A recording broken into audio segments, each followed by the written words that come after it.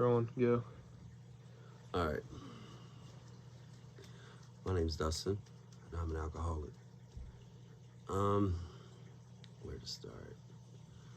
Well, I was born in Martinsburg on December 14th, 1982, and I had a pretty decent childhood. It was fairly decent. Lived in a trailer for a while as a kid. I was very mischievous as a kid as well. Mama did her best. But, you know, as I grew up, that mischievous would get me into trouble along the way. And lo and behold, here I sit. So I would say around 7 or 10, my mother met my stepfather. He was a good man, and he tried his best as well with me as well, and he did what he could. He was a very wealthy man, and he looked after my mother very well. So I couldn't really say much there. My father was never really around. He would come in, he would go out, and I guess he was doing his own thing at the time. I've forgiven him for that, and it is what it is, but he pops in and out of the story as well. I would say probably around 15 or 16, I started getting into fights. I would fight very frequently in school, and the principal would call my mother probably every week and suspend me for 3 days, and sometimes 4, sometimes 5, depending on the severity of the fight. I really don't know what I was lashing out about. I just know that I was lashing out. I was mad at something. And as I grew up, I'd say probably 17 or 18, my stepfather had enough of my shit, and it was time for me to go, time for me to leave the house. So on my 18th birthday, somewhere in there, Mom and old stepdad pushed me out the picture and got me an apartment, paid for 3 months rent ahead of time, and I was out on my own. Now, while I was out on my own, I'd like to say that I lived a very caged life. I didn't really get to do much. I was allowed to, but I just never really left the house. I would go out, hang out with a couple friends here and there. And it got to the point where I really wanted to get out. And lo and behold, I got my own place, and within a week, I was smoking pot, and had all my friends from high school and everything coming over, and it turned into a shit show real quick. My landlord ended up evicting me because of loud parties and multiple women in and out of the house, multiple friends and everything. And I lived above a funeral home, of all places to live. And it wasn't like haunted or nothing like that, but it was definitely an experience. And as I grew older, I got into more mischief. I could not help myself. It's like I was a magnet for trouble. People would come, people would go. Friends came and went as well. And I developed a unique, how do I say, a unique attribute. And the attribute was I figured out that I was good at talking to people. I was good at manipulating situations to my better benefit. And I would use that quite frequently on my mother. I would use it on women, friends here and there. I can remember while I was staying in this house that I had one particular friend that I would go over to his house, and I would smoke pot all the time. I loved it. It was great. It was fun. A couple of my friends from high school were there, and I remember one particular evening, I went over to his house, and a couple of my friends were sitting downstairs, and he started pouring out this white powdery substance on the table, and I was like, "Oh, what's that?" And he said, "Oh, it's cocaine. You know, this is a wonder drug." Everybody laughed. I did a line, and I definitely had my "I have arrived" moment. It was like angels descending from the heaven, trumpets playing, streams falling, all that good stuff. And it was, I knew that I was in trouble from that point on. I started to take, 20, 30 bucks here and there, and I would go buy little bags of it, and just, a little bit here and there, a little bit there. And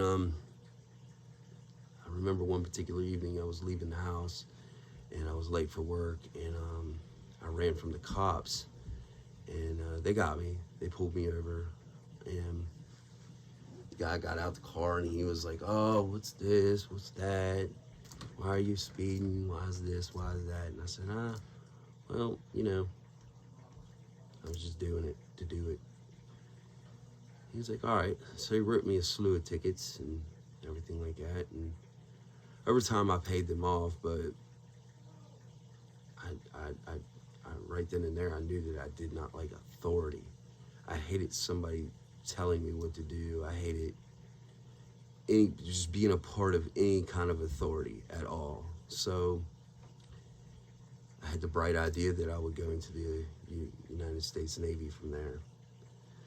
When I went into the Navy, I went down to Great Lakes, Illinois, and it was a very humbling experience. I definitely got my fight game up. I definitely learned how to drink and cuss like a sailor. It was fun, man. It was a definite experience. I learned how to approach women in a better sense, and not be a gentleman, but be more of a manipulative person. And it definitely played a part in later on in life as well. I can remember a lot of times that people like 3 or 4 ranks higher than me would get my face, and I would fight on a dime, and it wasn't good at all. It was constant fighting and constant drinking, and they sent me to the temporary hold unit after that. After the temporary hold unit, it was all downhill from there. So I came home, and when I arrived home, I called my mother and I said, "Hey, Mom, your son's home. Can I come home?" She said, "Absolutely not." I was left at the bus stop. I had about $4,000 or $5,000 in my name and nowhere to go, with 2 duffel bags. I called a friend up, and the friend let me stay at their house for a little while. And it was all good. It was all peaches and cream. I started buying a shitload of pot again, a shitload of Coke, and it all went downhill once again. And it was very, very bad. It got very bad very quickly. I had a falling out with a friend. I had to leave there, and I ended up, I think, staying at the mission for a little while, and I acquired a car somehow, some way. And once I acquired this car, I was then mobile. I could go and do as I please and just basically live free. I didn't work. Everything was crazy. And I can remember one particular night, and this is around like 24, 25, one particular night I pulled into a parking lot where apartments were, and I fell asleep, and I woke up to a bigger woman knocking on my window, and she asked, what I was doing there and everything like that. And then her friend came down and asked me what I was doing there, and I said, well, I'm just kind of sitting here and chilling, getting ready to go to work. Lied. They asked me if I wanted to come inside. I said, sure. I went upstairs, I went inside, and I chilled there for about 2 or 3 days. And the one started to ask, if you're going to stay here, you need to pay rent. And that's when I broke the news that I did not have a job. And she said, oh, okay. How about we have sex for the rent? I said, okay, I can do that. I started having sex with a woman for rent, and it wasn't bad. It was all right. And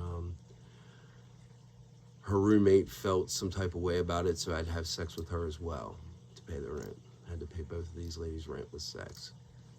So it wasn't bad. I mean, I'm not complaining, but it was definitely not healthy for self-esteem. And I developed other friendships with other friends, 2 in particular. I'm not going to name them. We would go out and we would rob things at night. We would kick indoors. We would do it all. So multiple times we were either pulled over, called detectives, knocking on the door or whatever, asking me about my whereabouts, what I was doing, this and that. And multiple times this woman would give me her car, and I would go out and rob things in it, and they would ask her questions about me as well. Well, it got to the point where she got tired of it, and she was like, you can either date me or you can get out. I said, all right, I'll date you. She took me to the pawn shop after that, and she got me a 45 handgun. It wasn't long after that until I pawned that off for cocaine and pot.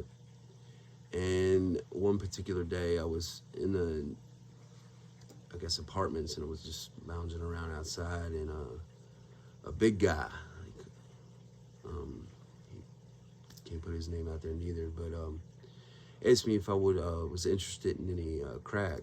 And I was like, well, yeah, sure.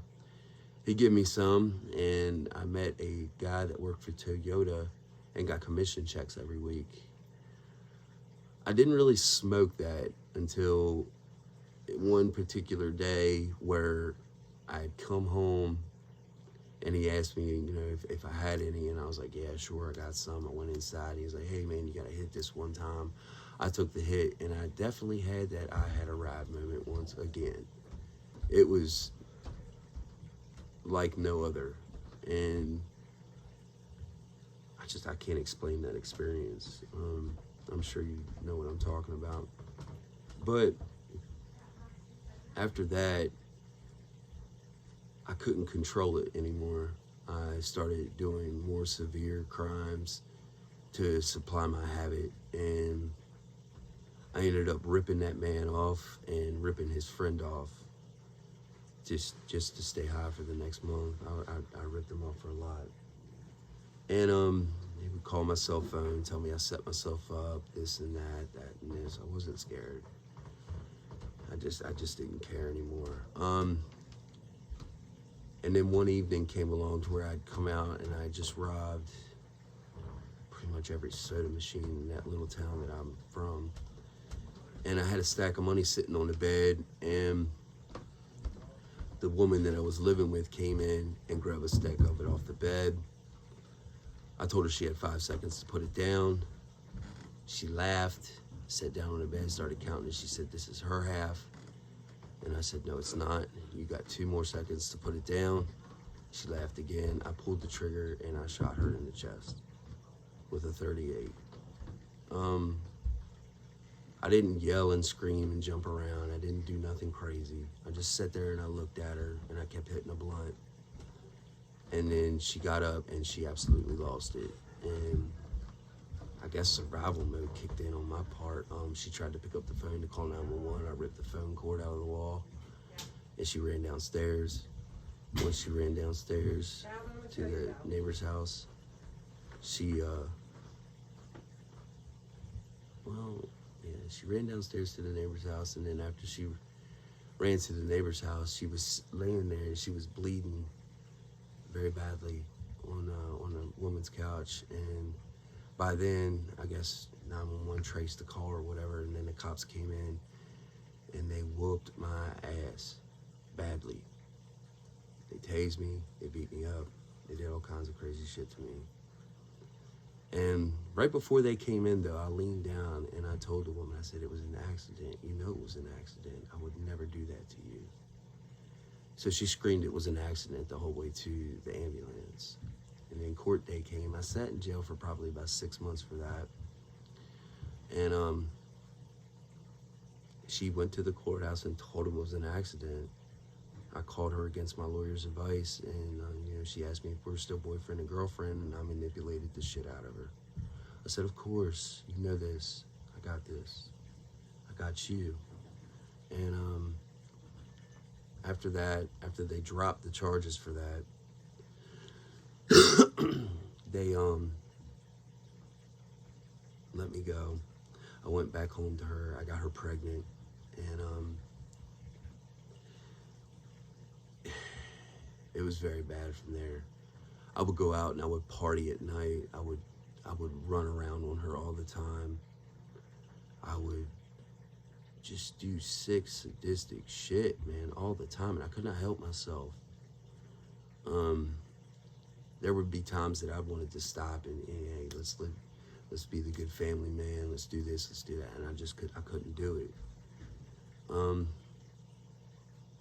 Until one evening I went out and I met another female who is still my wife today, but we're separated. We're going through something right now. But I don't know what it was about her, but there was just something about her. I had to be with her. So the night came where she had found the phone. I'd been texting this other female, and it was time to go. So I left. My kid crying, beating his head on the door. I chose to leave. So now, I'm with this other female. We're moving in town with a friend of mine. We stayed there for a while, and it was really bad there too. A lot of fighting, a lot of drinking, a lot of smoking, and everything. And I pretty much lived this lifestyle for the next probably 6 or 7 years, and I got her pregnant as well, and I got to the point where I was fed up with her as well, and I came home from work one evening. We were living with her father, and she said, we need to talk. I know you've been doing this, I know you've been doing that. And I said, okay. So it was the one night that we had chose to let the baby sleep upstairs. We let the baby sleep upstairs. I slept down on the couch with her, made up with her, did all this other stuff. And the morning time came, the baby wasn't crying or nothing. So she got up, she went upstairs, she went to go grab the baby, and the baby was dead. SIDS is what they told us it was. That's when my life took an absolute turn for the worst. Any kinds of feeling of love, any kind of emotion left my body that day. And it still hurts to this day. I went on a downward spiral of drugs, of womanizing, lying, cheating, anything. And it was very appalling. I knew what I was doing. So, I probably have to say that I was probably around 31, 32 at this point in time. And like I said, after this had happened, I'd gotten another job, and I came home from work one particular evening. Me and the wife weren't talking at all. We weren't conversing. She would come home when she'd go to bed. I'd stay out in the living room on the couch, and it was lifeless. I felt lifeless. I felt like I didn't have a purpose. And I had gotten a gun. It was a 9mm. It was towards PT 911, I think. I'm pretty sure that was it. But anyway, I got drunk that night, and nobody was home. I sat there by myself. I put one in the chamber, and I put it to my head, and I pulled the trigger. The primer to the bullet didn't go off. I broke down in tears, and I asked God, why am I here? What's my purpose here? And I walked outside, I emptied the clip. I sat there for the next probably day or two, continued to work, and I tried to talk to the wife here and there, here and there. And then she moved her best friend in. I cheated on her with her there for a little while. And it was so bad. Like, I can't get over how bad it was. And I did mountains of cocaine. And nothing ever slowed me down. Nothing ever made me, like, just slow down and take a look at life. My mother tried to reel me in a couple times. It didn't work. And my wife had enough of it one day. We bought our own trailer, and I was probably around 34, 35 at this point in time. We bought in a trailer together, and I can remember one particular evening, I was sitting there, I was getting high, and she had had enough. She picked up the kids, and she took them with her, and she took the meter box out of the electric pole and took it with her, and I don't know what she did with it, but I didn't have no electricity. I had cold ass water, and it was cold and dark at night. And I would curl up in the corner, asking God to just take my life from me, please. I've lived enough, and I've done everything I thought I wanted to do, so just please take my life. He wouldn't do it. I can remember doing massive shots of meth, hoping it would make my heart stop. It was very maddening. It made me definitely a crazy person. And then a friend of mine showed up. I was in a fetal position on the floor in the corner. And he's like, hey man, look, you gotta come out of this stupor. I'm gonna teach you how to cook some meth. Everything's gonna be great again. So we did it for a little while. Went into town, I sold meth, I did this. He taught me how to cook it. And finally I did my own thing. And I would go into town, and I would purposely look for people that were doing heroin, and I would give them the shit, and they would call me like 20 or 30 minutes later, and I would go out and I would serve them. I would do this, I would do that. And I can remember after she left, my buddy had showed up with me one evening, and he was like, hey, when's the last time you've been with a woman? And I was like, it's been a while, He's like, well, I know this great woman that lives down in DC. So we went down to DC, we picked her up, we brought her back, made her my girlfriend within a day or two. It was crazy. But I sat there, and I would constantly think about my wife, and it just didn't matter. So I would tell her these things too, and she was all right with it. Amazingly, she was all right with it. So we went into town. I left the house because I had a friend over one evening, and he wanted me to show him how to cook meth. He came, and as I was showing him how to cook it, the bottle shot a flame out of it and covered him from his waist up, and he was on fire.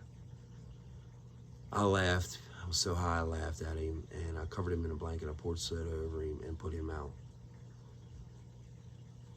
His skin melted off of him. I'd never seen anything like that before in my life. And it made me question my own sanity. And I couldn't help it. I always questioned my sanity from that day out. And we had to leave the house because the cops, the firehouse, everybody showed up because the man ran out of my house smoking down the street. And I was like, all right, it's time for us to go. So we moved in town. I found a nice abandoned house. And we moved into there. And the wife called me one evening and said, hey, I want you back, and da-da-da, this and that. And I told her I had a girlfriend now. She said, fine, I want to come over. I want to meet her. And I was like, all right, fine. So I set it up. Well, these two hit it off amazingly. And I can't even tell you the joy and excitement I felt. It was crazy because I had threesomes for the next 4 to 5 months. And I did that for a while. But I definitely noticed myself losing my mind in between this with the threesomes and going out and serving meth all over my little town and doing questionable shit to people. Just pulling knives out on people.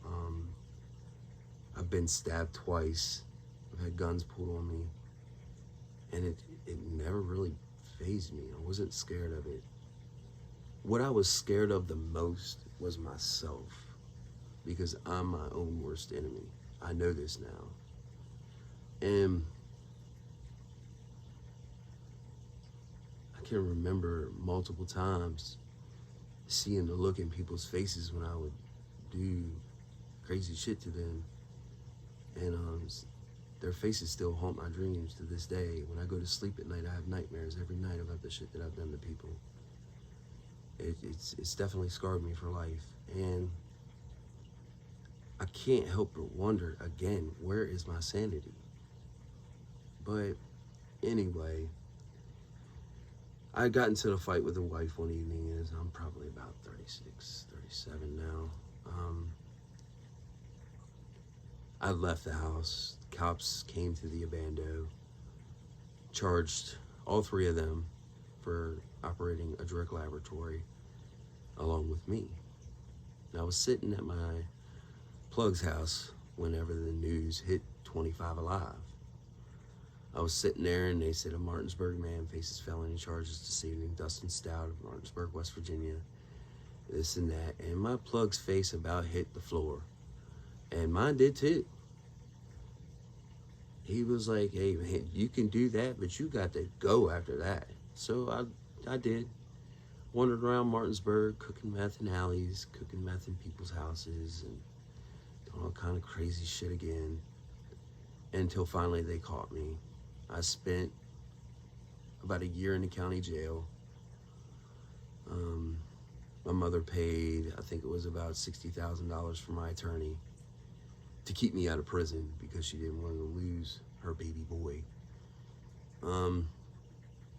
While I was in there though this time, I definitely learned how to fight even better, and I humbled myself then. I don't know how or what happened, but it definitely happened. But I was angry at everything. I've been angry at everything ever since then. And they sent me to a rehab facility in Winchester, Virginia. Once I arrived there, I instantly knew that it was going to go bad from there too, because they put me in a co-ed rehab, and it was very bad. I slept with a lot of women while I was there. I did a lot of manipulating. I lied, I cheated, and I stole. I really didn't follow a program. And 2 weeks after I left that program, I remember I was sitting at the halfway house working on my 4-step, and I received a call from a female. And I went over to this girl's man's house or whatever happened there. He had a plate full of drugs out. He kept asking me if I wanted them, and I told him no a couple times, and then finally I told him, I said, if you ask me again, I'm going to take all your shit. So he asked me again. I took all his shit. I don't know if he thought I was joking or what, but I was definitely serious. And I robbed him of what he had in his pockets, what he had left in his pockets. Grabbed the girl, went to go downstairs. Some old man tried to stop me down at the bottom of the stairs. I pushed him up against the wall. I took $20 out of his pocket because that's all he had. And I went into his bathroom, pissed all over the place, pissed all over the walls, everything, his towels, whatever. And told him to have fun cleaning that on the way out. And I had to go back to the rehab the next day. When I walked into the rehab, they knew I was tweaked to the max. I went in, I sat down, the director sat down with me, and I broke down. I lost it. Because a part of me wanted to get clean so bad that I was willing to do anything that needed to be done. But I don't know if it was fear or just anger that was stopping me. So they put me back in the program. They didn't say nothing to the judge. They didn't say nothing to my probation officer, nothing. They let me go on it. I stayed up there for about a year and a half. I got clean. And I did good for a year and a half. And then I came home. And when I came home, I discovered, this knack that I told you earlier about, me having the ability to be able to talk to a lot of people and capturing people's attention. And I had a knack for that, and I knew it. So I went to work in the rehabs. I worked at the detox facility in Martinsburg, and I worked at another facility in Hagerstown, Awakenings, I believe it was. And I worked there for a while, and it was great. It was good. I feel like I was making enough money. They all loved me. They loved when I led group. They loved when I talked. And one day, for shits and giggles, I put my resume up online for welding, which I'm certified for. And an employer called me back, and I was like, all right, cool. So he called me, and he offered me a substantial more money than I was making at the rehab. I took the offer. I left. While I was working for this company, they all smoked pot. And, I always vowed I'll never do drugs again. I'll never do this. And when I went through the program the first time, I purposely left stuff off my 4-step because I felt like nobody needed to know that but me. And I think that's what kept me sick, man. I stayed sober and clean for probably about 3 years. And while I was working with these people, they would always smoke pot every day, this and that, And I didn't start. I met another female, very beautiful woman. And we got to know each other a lot, and I figured it was time to leave the nest, and it was time to go out on my own again. I went out on my own again. It lasted for about 4 or 5 months. I'd lost my father within that amount of time. That hit me hard again. And I kept asking God, like, why do you keep giving me pain? Why do you keep taking from me? I never really got a straight answer. But for the longest time, I couldn't help but wonder, like, what was my purpose in life? What was my purpose of being on the face of this earth? Anyway, I got involved with a girl for a while, and she moved in with me. And the day that my father died, a friend of mine, well, an acquaintance, I should say, because he's no longer a friend, showed up with some crack and a stem. And he said, this will take your pain away. I said, I know it will, but I don't want it. He said, just take a hit from me, because everybody's worried about you. So I took the hit. That sent me on another spree. And this last spree that I went through definitely took it out of me. It made me question humanity. it made me question my sanity again. And people are capable of some sick things for the right amount of money, for the right amount of drugs. That is apparent, I promise you. And it's just crazy, the lengths that people will go to get that high. I sat in my guilt, shame, and remorse for the longest time, getting high, going through the vicious cycle, time after time after time after time after time. And a friend of mine finally got out of prison and came in, moved in with me. We started kicking in doors. And I'm not gonna sit here and tell you some of the things that I did, because statute of limitations and other things. But I can still see these people's faces. And I can still see what is being done to them. Their faces haunt my dreams every night. It's fucked up for real. But we robbed multiple stores. My house was turned into an arsenal. We had rifles, handguns, everything, everywhere. And we finally hit a house that had a very big, substantial amount of money in it. Very big. And he rolled out. Took the money and rolled out.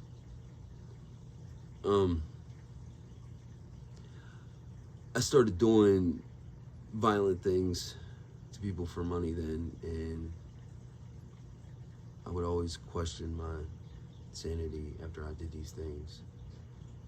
And that happened for a little while. And I completely destroyed the woman's life that I was with. I completely destroyed her. I lied to her, I manipulated her to get her high, to get her to get high with me. And we lost that place after a while. And we would go from hotel to hotel, and I would be selling crack or selling whatever. And it was so crazy. I can't get over how crazy it was. And it really made me question myself then. Until finally my probation officer called me and said, I need you to come in for a pee test, swab test, whatever. And I said, yeah, sure, I'll be there. On the day of, I called her and I told her, I said, I'm not coming in. Catch me if you can. Have fun. I wish you the best. So I went on the run again. And it was a lot different this time, because of all that sick, sadistic shit that I did to people. Nobody wanted to be around me because I was very unpredictable. And it would just, it's so crazy, man. The things that addiction makes you do as a person, to other people, to yourself, more than anything. And after this, I went to jail after they caught me. I told the girl that I'd be there for her, I'd be this, I'd do that, and this, and that, and this. Well, as I'm sitting in jail, they're like, we can give you one more shot at recovery. And they gave me 2 more felonies. So now I'm sitting up here with 4 felonies. Parkersburg, West Virginia, at recovery point. I don't trust nobody. But I'm learning how to open up as a person. I'm learning how to deal with my emotions. The fog is lifting. I have good friends around me now. but I'm a very angry person. And I go to church quite often. And while I've been here, I came to Recovery Point, my first day. They're talking about, oh, you need anything? Yes, you need any of that, or we love you. And I'm not really used to all that. I'm not used to the fact of people wanting to be around me. I'm not used to the fact that the people love me. This has taken a very, very big, heavy hit on my family, on my personal relationships, on my self-esteem. I was a very loving, caring person before all this happened. And now I've taken that love and any kind of positive emotions, I've taken them out and I've filled it with anger, resentment, and fear, the self-obsession triangle. And I'm learning how to deal with these things as a person. It's a behavior modification program that I'm going through right now. And I'm learning how to be a better person. My anger has subsided substantially since my first day being there. I've been there for about 3 months now. It just shows you how to be a productive member of society again, how to conduct yourself as a good person. And I just hope to make it through the program and be back to the positive point in life that I once was. And it's just crazy. I can't believe that I went from being a drug counselor to the point where I'm at right now. One more thing, before all the madness really went down, the fentanyl's a hell of a drug. Fentanyl took my life one time. I've OD'd one time, my whole run, one time. Because that's all it took, was one time. It was, I didn't see no white light. I didn't see no godly figure. I didn't talk to no ghosts, angels, or nothing like that. If anything, all I saw was pitch black. And I questioned God for that for the longest time. But like I said, I've been going to church and been trying to, sort through the questions and get my own answers. And hopefully, by the end of this, I'll be a better person. I'll be a productive member of society again. I'll be able to sponsor people. I'll be able to help people that are in active addiction, that actually want help. If anything, I could say my short-term goals are to get to the next day sober and clean. My long-term goals are to get a house, get a family, and just be a good person again, if anything. But recovery can offer all that if you are willing to open up and are willing to give yourself and go to any lengths for your sobriety. That's it.